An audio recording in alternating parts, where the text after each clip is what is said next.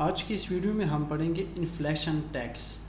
Tax के हमने बहुत सारे किस्में पढ़े हैं, लेकिन आज हम इन्फ्लेशन टैक्स के बारे में पढ़ेंगे।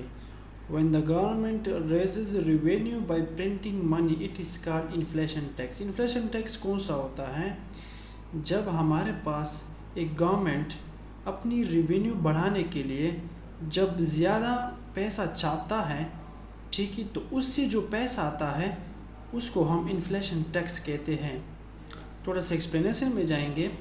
The inflation tax is not exactly like other taxes. मैंने पहले बताया था कि जो इन्फ्लेशन टैक्स होता है वो बाज़ जो अदर किस्में होते हैं टैक्स के, वो उसी तरह नहीं है।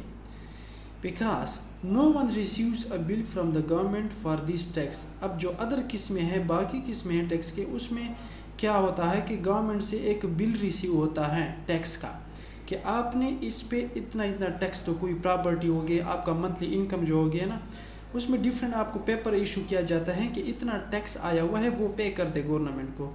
जबकि इन्फ्लेशन टैक्स में ये नहीं होता।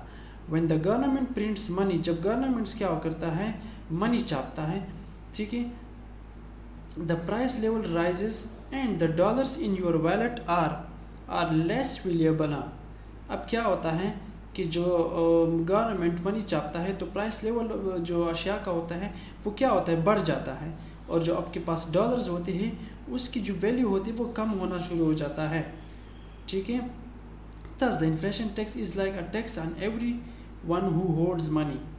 अब क्या होता है कि जब आपके पॉकेट में डॉलर्स होता है, आपके वॉलेट में, तो वो उसकी वैल्यू जब कम होती है तो मतलब आपको एक छोटी सी चीज़ को लेने के लिए ज़्यादा पैसे पे करने पड़ते हैं।